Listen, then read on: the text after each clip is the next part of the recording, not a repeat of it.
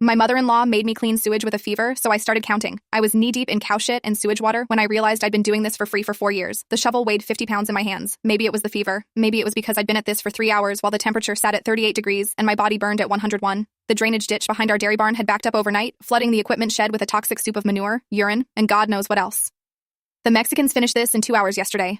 Diane's voice cut through the February morning air from where she stood above me, warm in her Carhartt jacket. My mother-in-law never missed a chance to compare me to the hired workers, but I suppose some people just aren't built for farm life. I tried to respond, but my throat felt like sandpaper. Another shovelful. The smell made my stomach turn. 7 months since my second miscarriage, and here I was, standing in literal shit while running a fever that should have had me in bed. Maybe if you weren't so weak, you could keep a baby. The words hit harder than the cold. I kept shoveling, but my mind started working, started calculating, started remembering. The week after Tom and I got married, Diane had me out here at 5 a.m. learning to milk cows. No training, just thrown into the parlor with 100 confused Holsteins. Family pitches in, she'd said. Tom had laughed from the doorway, coffee in hand, watching me struggle with the milking equipment. My first pregnancy came 6 months later. 8 weeks along, Diane had me carrying 50-pound feed bags from the truck to the barn. Exercise is good for babies, she'd said. I miscarried that night, back to work the next morning while still bleeding because cows don't stop eating just because you're sad. Then Sarah moved back home after her divorce. Tom's older sister brought her drinking problem and her 8-year-old daughter, but somehow never brought any help. Suddenly, I was cooking 3 meals a day for 6 people, cleaning up after 7 if you counted Sarah's friends who crashed on our couch most weekends. The second pregnancy lasted longer, 14 weeks. Diane actually seemed happy until she realized it meant I might slow down on farm work. She doubled my hours instead. My mother worked until the day she delivered, she'd say, watching me struggle with hay bales in 90-degree heat. That pregnancy ended while I was moving equipment in the barn. The doctor at the emergency room used the word stress-induced 3 times in his report. Mom had 5 kids while farming, Tom had said in the hospital parking lot. Some women just aren't meant for both. I dragged my mind back to the present, to the sewage drain, to the numbers that had been adding up in my head for months. 4 years. 6 hours of farm work every single day, including weekends. That's 8,760 hours. Miguel, Carlos, and Roberto make $12 to $15 an hour for the exact same work. Conservative estimate using $12, $105,000 in unpaid labor. But that was just the farm work. 3 meals a day for 5 to 6 people, 2 hours of cooking and cleaning per meal, another 6 hours daily. 4 years of that?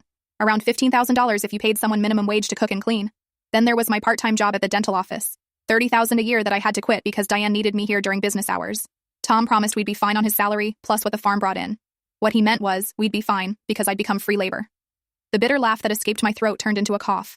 I looked up at Diane, still standing there in her warm jacket, supervising my fever dream of unpaid work. Miguel walked past carrying fence posts. Diane nodded at him respectfully. Miguel who got paid $12 an hour in cash. Miguel who never worked when he was sick. Miguel who had Sundays off and lived in the provided trailer behind the main house. Even the illegal immigrant got treated better than the legal wife. I climbed out of the drainage ditch, my legs shaking so bad I could barely stand. Diane looked at my shit-covered boots with disgust. Milking starts at 4 tomorrow morning. Don't oversleep again. Tom's truck pulled into the driveway. I watched him get out, laughing at something on his phone. He walked past me without even looking up, straight into the house where Sarah was already on her second beer at 11 in the morning. I stripped off the contaminated boots, standing in my socks on the frozen ground. Every part of my body hurt. Every part of my soul felt broken. I can't do this anymore. The thought came clear and sharp through the fever. But then reality hit just as hard. No money in my name, no family within 2,000 miles, no car titled to me, no friends left after 4 years of isolation on this farm, nowhere to go. That night, I waited until Tom finished his second beer. He was sitting at the kitchen table scrolling through his phone while I washed dishes from dinner I'd cooked for everyone except myself, too sick to eat. I'm done with farm work. He didn't look up. What? I said I'm done. No more milking. No more mucking. No more unpaid labor. Now he looked up, that confused expression he got whenever I said something that didn't fit his world. Everyone contributes in a farm family. I grabbed the napkin I'd been writing on all evening, shoved it in front of him. Look at this. He glanced at my scribbled math, the hours, the dollars. 4 years of my life reduced to numbers on a Dairy Queen napkin I'd saved from 3 months ago. He actually laughed. You can't charge family for chores. It's not chores, Tom. It's full-time labor. Your mother has me working more hours than the hired help. Lisa, you're being... The kitchen door slammed open. Diane stood there in her nightgown and boots, like she'd been listening the whole time. Probably had been. If you don't like it, leave. The words hung there. Tom kept scrolling his phone. Sarah poked her head around the corner, beer number 4 in hand, enjoying the show. Fine. My voice came out steadier than I felt. I will. Tom snorted. Where would you even go? That's when it hit me. Really hit me. No money in my name. The truck was Tom's from before we married. The car we bought together, but only his name on the title because it's easier for insurance. Our bank account that he managed because you're not good with numbers. I looked at him, really looked at him, sitting there in his Cabela's shirt that I'd washed and folded, steel-toed boots I'd cleaned the shit off just yesterday, wedding ring I'd saved 6 months to buy while he'd proposed with his grandmother's ring that Diane kept in her jewelry box for safekeeping. You knew. The words came out quiet. This whole time, you knew I couldn't leave. He went back to his phone. Don't be dramatic. Next morning, I didn't get up for milking. 4 a.m. came and went. 4:30. 5. Tom shook my shoulder. You're late. I told you. I'm done. He left without another word. I heard him talking to his mother in the hallway. 20 minutes later, the Wi-Fi cut out on my phone. I went to check the router. New password. Diane stood in the doorway watching me. Workers earn their keep, she said. Fine. I'd use my phone data. Except when I checked my banking app, our joint account showed a balance of $12. Yesterday it had $2,800. Tom's separate account that I wasn't on, that probably still had money. I called him. Where's our money? My money. That I earned. It's somewhere safe. Tom, I need... He hung up. I called my parents. Mom answered on the third ring, voice thick with sleep. It was only 7 a.m. in Oregon. Lisa? What's wrong? Mom, I need to come home. Silence. Then Dad's voice in the background asking who was calling this early. Honey, what happened? Everything poured out. The miscarriages, the work, the sewage yesterday, the money gone. Oh, Lisa, I'll check flights right now. I heard typing. More silence. The cheapest is $800. Can Tom took our money. We don't have that much, honey. Not until Frank's disability check comes in next month. We could maybe do $400 then. $400 wouldn't even get me halfway there. I'll figure something out, I lied. That afternoon, Diane had her Wednesday church group over. I heard my name through the kitchen window where I was hiding, trying to use the neighbor's Wi-Fi. She's having episodes, Diane said. Poor Tom. I told him city girls weren't built for farm life. Have you considered getting her help? That was Pastor Jim's wife, Carol. We've tried. She refuses. I wanted to scream, to run in there and tell them the truth. But what would be the point? Diane had been in this community for 40 years. I'd been here for 4. Carol found me later, sitting on the porch steps. You need to submit to your husband, dear. It's biblical. He took all our money. She patted my hand. Men are meant to manage finances. Perhaps this is God's way of teaching you trust. That evening, Tom left his phone charging while he showered. I shouldn't have looked, but I did. Messages from someone named Hannah. Lots of them. Can't wait to see you Friday. Your mom said she's getting worse. When will you be free? Not explicit. Nothing that proved anything. But the last message from Tom. Soon. She's about to break. I put the phone back exactly as I'd found it. No money, no car, no allies. No proof of anything that would matter to anyone who mattered. Just me, a fever that wouldn't break, and the growing understanding that this had all been planned. I started recording everything on my phone. Had to be careful. Delete the videos every few days and email them to an old account Tom didn't know about. Thursday morning, Diane cornered me in the laundry room. Tom says you're not feeling well. I'm fine. Should have known you couldn't breed. Got it. Clear as day on video. Her face twisted with that special kind of meanness she saved for when we were alone. Friday, I recorded Tom in the truck. Where's the $2,800 from our account? My account. My money. Already told you. I need access to money, Tom. For food. For gas. You eat here. You don't drive anywhere. What if there's an emergency? Then you call me. All recorded. His voice casual like he was discussing the weather. I took photos of the infected cuts on my hands from the fence work. The bruise on my ribs from where the cow kicked me last month. The rash spreading up my arms from whatever chemicals were in that drainage ditch. Saturday afternoon, I found a lawyer's number online. Used the landline while everyone was at the store. Consultation is free, the receptionist said. But retainer for a divorce case starts at $2,500. I don't have $2,500. Payment plans available with credit check. No credit cards in my name. Tom handled all that too. I called the women's shelter in the next county. We're full, the woman said, sounding tired. Waitlist is about 3 weeks. Do you have somewhere safe until then? Not really. Any immediate physical danger? I looked at my infected hands. Not the kind you mean. Call back if that changes. That night, Tom locked the bedroom door. I heard him slide the dresser in front of it from inside. I knocked. Nothing. The couch had Sarah passed out on it. Her daughter's room was off limits. The barn was my only option. I made a nest in the empty stall at the back, the one they used for storage. Feed bags for a mattress, horse blanket that smelled like mold, better than nothing. Woke up at 3 a.m. to find a peanut butter sandwich and a water bottle by my head. Miguel was already gone, but I knew it was him. He never said anything, never looked at me directly anymore. But the sandwiches kept appearing. Second night in the barn, I heard Tom and Hannah outside, her laugh, his promises about soon. I recorded that too, though you couldn't make out the words clearly, just the sounds of 2 people who weren't worried about getting caught. Monday morning, I walked to town. 3 miles in boots that had holes in the soles. The library had free computer access for 30 minutes. I found the Department of Labor website, filled out the complaint form, unpaid wages, unsafe working conditions, violation of labor laws. The system asked for documentation. I had none that it would accept. No pay stubs to prove I should have been paid. No official schedule to show my hours. No employment contract. Submit anyway? Yes. The confirmation page promised a response within 5 to 7 business days. I checked my email. Auto reply. Due to high volume, investigations may take 6 to 12 months. Please do not contact us regarding status updates. 6 to 12 months. I printed it out anyway. Proof I'd tried. Walking back to the farm, my legs felt like they were moving through mud. Each step was a decision to go back to hell because hell at least had a roof. Diane was waiting on the porch. Back already? She knew. Somehow she always knew. Thought you were leaving us. Her smile was all teeth. I didn't answer. Couldn't. Tom came home that evening like nothing had happened. Sat at the dinner table. Ate the pot roast I'd made because if I didn't cook, I didn't eat. Asked about the weather. Talked about grain prices with his father. Lisa's feeling better, he announced to the table. She'll be back on morning milking tomorrow. I looked at him. He was cutting his meat, calm as could be. Good, Diane said. The Mexicans are getting lazy without supervision.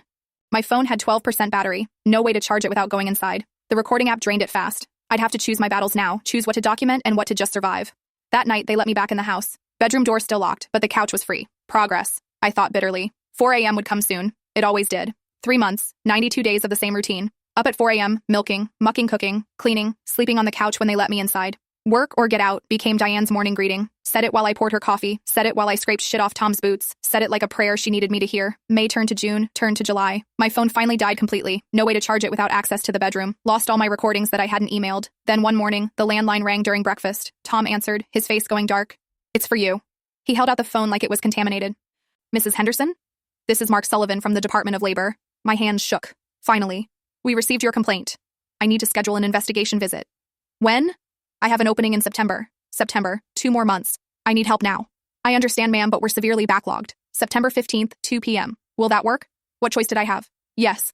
I'll need extensive documentation, pay stubs, timesheets, any employment agreements. I don't have any of that. I was never officially employed. Silence. Then, any documentation you can provide. Photos, written accounts, witness statements. I've been recording. Audio recordings may not be admissible without consent from all parties. Wisconsin is a one-party consent state for criminal matters, but civil cases are different. My stomach dropped. All those recordings, useless. Just gather what you can, Mrs. Henderson. After I hung up, Tom took the phone. Who was that? Department of Labor. Diane's fork clattered on her plate. You reported us? I reported the truth. Tom stood up so fast his chair fell backward. You ungrateful bitch, after everything we've done for you. Everything you've done? You mean working me like a slave? He grabbed my wrist. Hard. You're my wife. This is what wives do. Let go. He squeezed harder. I'd have bruises tomorrow. Good. Documentation. Tom. Diane's voice was calm. Let her go. She's clearly having another episode. Diane worked fast. By Sunday, everyone at church knew I was unstable. Poor Tom, I heard Mrs. Patterson whisper. Dealing with a mentally ill wife. She refused to take her medication, Diane told the prayer circle. We've tried everything. I'd never been on medication, never been diagnosed with anything except stress-induced miscarriages. Pastor Jim pulled me aside after service. Lisa, we're concerned. Several people have mentioned erratic behavior. What erratic behavior? Refusing to help with family duties. Making false accusations. Diane says you've been sleeping in the barn by choice. By choice? They locked me out. Lisa. His voice was patronizing. Sometimes when we're unwell, we remember things differently. Sarah's Facebook post that afternoon got 47 likes. Please pray for our family dealing with my sister-in-law's mental health crisis. She's refusing help and making wild accusations. So hard watching my brother suffer. Comments poured in. Some women can't handle farm life. City girls always struggle with real work. Maybe she needs inpatient treatment? Tom started bringing Hannah around openly the next week. This is Hannah, he said at dinner. She's helping out while Lisa's sick. Hannah was 23, blonde, perky, sat in my chair. Lisa, could you show me where the cleaning supplies are? She smiled like we were friends. Tom says you have a system. I showed her. What else could I do? Within days, she was giving me orders. Lisa, the bathroom needs attention. Lisa, we're out of coffee. Lisa, Tom likes his eggs over easy, not scrambled. She knew how Tom liked his eggs. Miguel stopped leaving sandwiches, stopped making eye contact at all. Even he was pulling away, probably worried about his own situation. Thursday night, Tom and Hannah sat on the porch swing together, the same swing where he'd proposed to me 5 years ago. I could hear them laughing through the kitchen window. She seems better today, Hannah said. It comes and goes. Doctor says it might be permanent. Poor thing. At least she has you looking out for her. I do what I can. I stood at the sink, washing their dinner dishes, listening to them rewrite my reality. No one would believe me now. The crazy wife, the mental patient refusing treatment, the burden Tom heroically carried. Hannah came inside, placed her hand on my shoulder. You're so lucky to have a husband who cares enough to get you help. I looked at her hand, saw the small diamond ring on her right finger, the same setting as the engagement ring Tom had first showed me before Diane suggested using Grandma's ring instead. The humiliation was complete. I wasn't just being replaced, I was being erased. September 15th. 7 more weeks, if I lasted that long.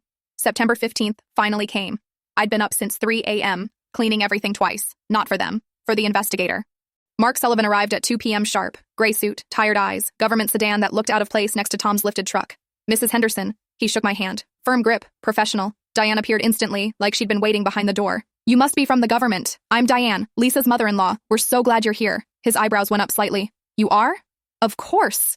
There's been a terrible misunderstanding. Lisa's part of our family, not an employee. Come in, come in. I've prepared all the documentation.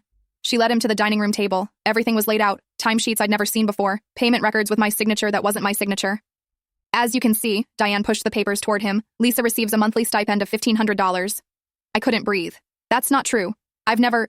Sweetheart, Tom's hand landed on my shoulder, heavy, warning. Don't confuse things. He turned to Sullivan. Lisa's been having some health issues. Memory problems. Sullivan looked at the documents, then at me. Mrs. Henderson, do you have any documentation to support your claim? I had recordings on my phone, but recordings without consent aren't admissible, Diane said quickly, too quickly. How did you know about the recordings? Sullivan asked. Diane's smile faltered for half a second. I didn't. I just assumed. Lisa's always on that phone of hers. Sullivan made a note. I'd like to speak with your employees. Of course. Tom stood up. I'll get them. Miguel came in first. Wouldn't look at me. Do you speak English? Sullivan asked. Miguel shook his head.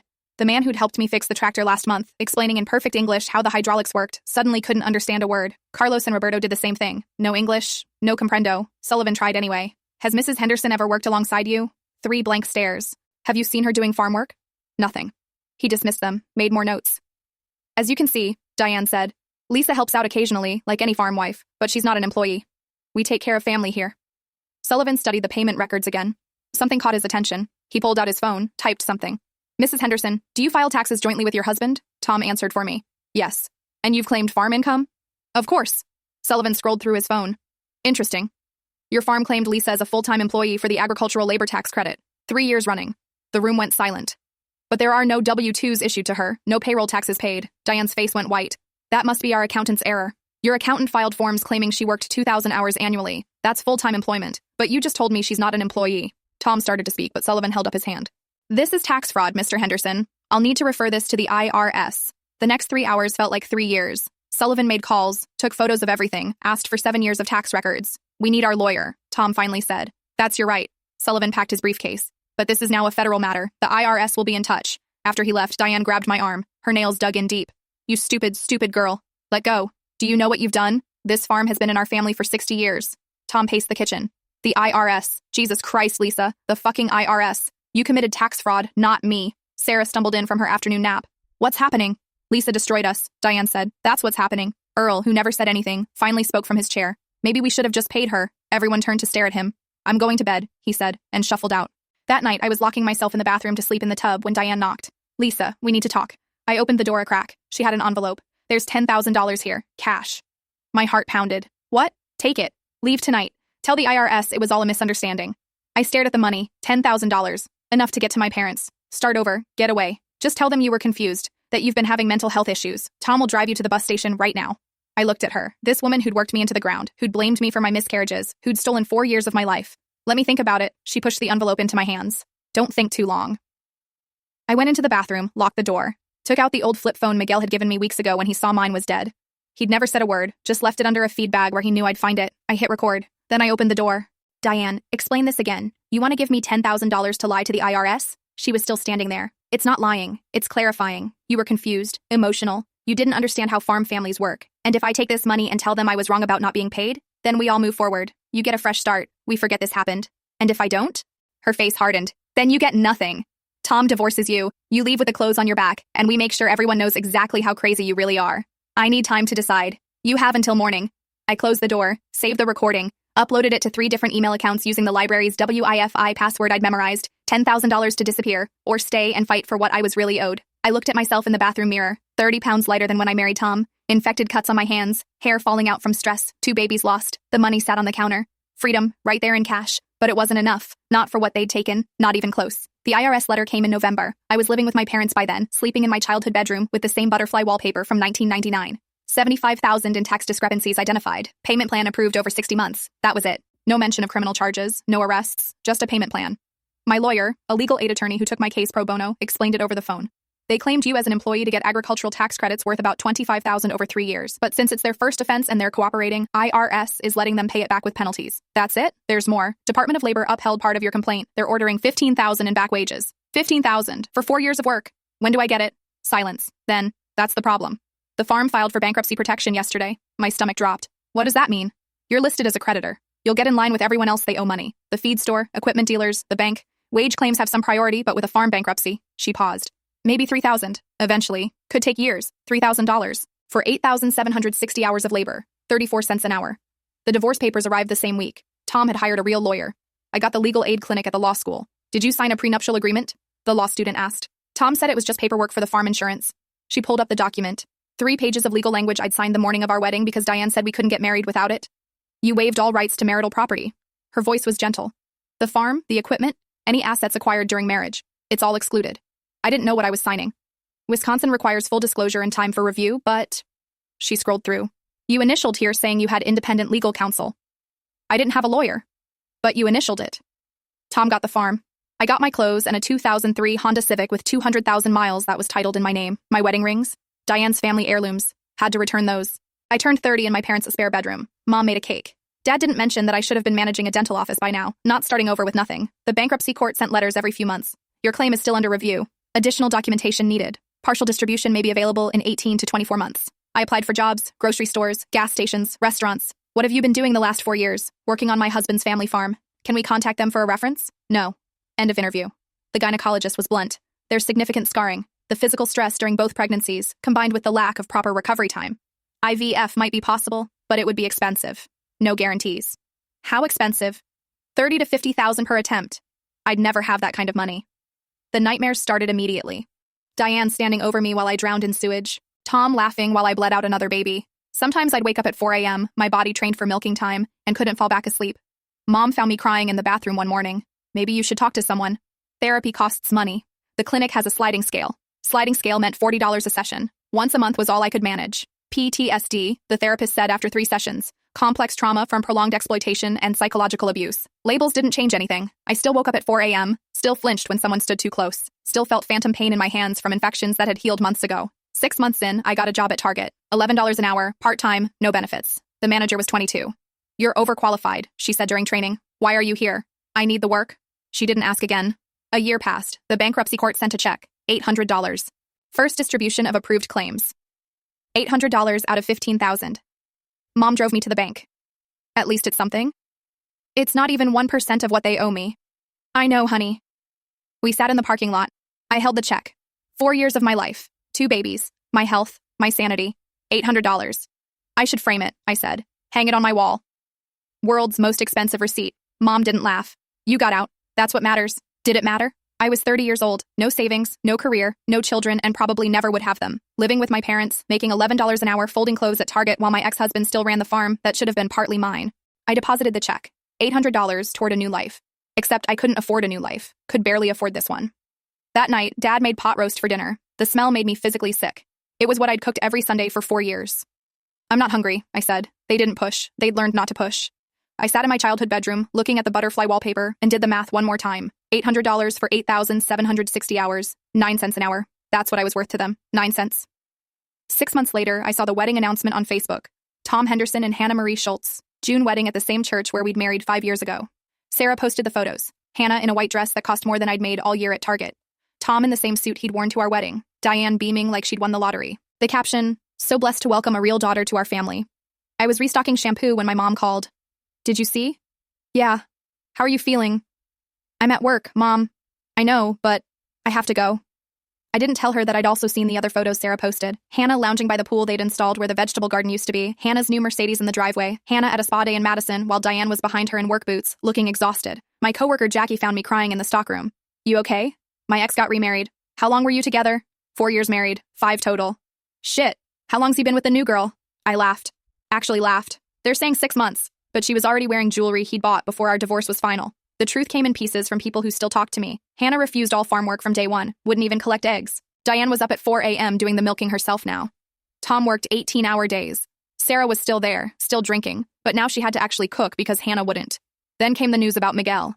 ICE raided 3 farms in the county. Not ours, that would have been too much karma, but Miguel got caught at the feed store, deported within a week. No hearing, no goodbye. Carlos told my dad at the hardware store. Miguel asked about Miss Lisa, wanted to know if she was okay. What did you tell him? The truth. That she got out. The community still sided with the Hendersons. Of course they did. 60 years of history versus my 4 years of suffering. That poor Tom, I heard at the grocery store. First wife was crazy. Thank God he found Hannah. Diane's a saint for putting up with all that drama. Some women just can't handle farm life. I wanted to scream, to show them my medical records, the photos of infected cuts, the bankruptcy documents showing they owed me $15,000. Instead, I scanned their groceries, smiled, said, have a nice day, like a good retail worker. The grocery store paid 50 cents more than Target, $11.50 an hour. I took it. Medicaid finally approved me for therapy. Once a week, a tired woman named Janet listened to me talk about cow shit and miscarriages. You're making progress, she said after 3 months. I still wake up at 4 a.m. But you're not checking for locked doors anymore. Small victories. I saved everything I could. $80 here, $100 there, ramen for dinner, no coffee shops, no new clothes. Every penny went into savings. After 8 months, I had enough for a security deposit, found 3 roommates on Craigslist. Morgan was 22 and worked at Starbucks. Ashley was 25 and sold insurance. Becca was 19 and dealt weed, but told the landlord she was a freelance marketing consultant. The apartment smelled like mold and the hot water only worked half the time, but it was mine, my name on the lease, my key to the door. Community college had night classes, financial aid covered tuition but not books. I found PDFs online, printed them at the library. Why accounting? The advisor asked. I need to understand money, how it works, how people hide it, how they steal it. She didn't ask follow-up questions. Business math on Mondays, intro to accounting on Wednesdays. I sat with 18-year-olds who complained about 8 a.m. being too early while I'd already worked a 6-hour shift. You're Lisa, right? A girl named Destiny asked one night. Aren't you like 30? 31. Why are you here? Starting over. From what? I thought about how to explain 4 years of farm hell to someone who'd never worked a day in her life. A bad marriage. Oh, that sucks. My mom did the same thing. She's like 40 now and works at the bank. Makes good money though. 40. 9 years to build something. I turned in my first assignment. Perfect score. The professor, Mr. Chen, wrote a note. Excellent attention to detail. Have you considered forensic accounting? Forensic accounting. Finding financial crimes. Proving fraud. Tell me more, I said after class. It's detective work with numbers. You track down hidden assets, expose embezzlement, help people recover what's been stolen. What's been stolen? How do I learn that? Finish your associate's degree first. Then we talk. 2 years. I could do 2 years. 2 years later, Tuesday afternoon. I was checking inventory in the cereal aisle when I heard his voice. Lisa? I turned around. Tom stood there with a basket of frozen dinners and beer. He looked like shit. Hair thinning, gut hanging over his belt, dark circles under his eyes that I recognized from my own mirror 2 years ago. Tom. You work here? Assistant manager. He laughed, bitter. Assistant manager at a grocery store. That's what you left us for? I scanned his items with my inventory gun, kept working. I didn't leave. You divorced me. After you destroyed our family. I looked at him then, really looked. His wedding ring was gone, dirt under his fingernails. The same Carhartt jacket from 5 years ago, now with holes in the elbows. Where's Hannah? His jaw clenched. Florida, with her personal trainer. How long did she last? 6 months. He shifted the basket. Soon as she figured out what farm life really meant. Diane must have loved that. Mom's. He stopped, looked away. Mom had a stroke, can't work anymore, can barely talk. I felt nothing. Should I have felt something? Sympathy? Satisfaction? Just nothing. Sarah's helping though, right? Another bitter laugh. Sarah's ex got full custody. Judge said she was unfit. She drinks more now, doesn't get out of bed most days. The store was quiet, just us and the hum of freezers. The farm's going under. His voice cracked. Bank's taking it next month. 60 years in our family and it's gone because of you. Because of me? The IRS fines, the labor investigation, the legal fees. If I hadn't what? Asked to be paid for 4 years of work? Reported tax fraud I didn't commit? It was family. You don't do that to family. I set down my inventory gun. Family doesn't make you clean sewage with a fever. Family doesn't hide your money. Family doesn't blame you for miscarriages caused by their abuse. We gave you everything. You took everything. My health, my babies, my future. He grabbed my wrist. Same spot he used to. You vindictive bitch. Let go. You destroyed us for nothing. You got what? A couple $1,000, $2,400, and get your hand off me or I call security. He let go, stepped back. I hope you're happy. I looked at this man I'd once loved, this man I'd planned a life with, who'd watched me break apart piece by piece and never once defended me. I'm alive. That's enough. He left without buying anything. That night, I had the dream again, drowning in sewage while Diane watched. Woke up at 4 a.m., my body still trained for milking time. 3 months after seeing Tom, another bankruptcy check arrived. $200. Total received $2,600 out of $15,000 owed. I made $35,000 a year now. Not much, but it was mine. Direct deposited into my account. My name only. Thursday was therapy. Janet's office smelled like vanilla candles and old books. How are the nightmares? Down to twice a week. Progress. I saw my ex. He blamed me for losing the farm. How did that feel? Like nothing. Is that normal? After what you've been through. It's survival. My annual exam was worse. Dr. Martinez didn't sugarcoat it. The scarring is extensive. 2 miscarriages with no recovery time, plus the physical stress. IVF is possible, but unlikely to succeed. So no children. I'm sorry. 33 years old. No children. Never would have them. Mom called that night. Diane had another stroke. She's in hospice. Okay. Tom's living in his truck. Someone saw him in the gas station. Okay. Sarah's in rehab. Court ordered. Good for her. Don't you feel anything? Did I? I searched for anger, satisfaction, justice. Found only empty space where 4 years should have been. I feel tired, Mom. My roommate Becca was watching TV when I got home. You good? Yeah. You sure? You look rough. I sat down next to her. My ex-husband's farm is being foreclosed. His mom's dying. His sister's in rehab. Shit. Karma's a bitch. Was it karma? Or just consequences finally catching up? You want to smoke? Help you relax? Can't. Random drug tests at work. Everything had a cost, even relaxation. I made ramen for dinner, studied for my forensic accounting exam, uploaded my homework, normal life, boring life, my life. Before bed, I did the math one more time. 4 years stolen, 2 babies lost, reproductive system destroyed, 15,000 owed, 2,600 received. But I was here, in my moldy apartment with 3 roommates and an assistant manager name tag and community college textbooks. I got out. That's all. I got out alive.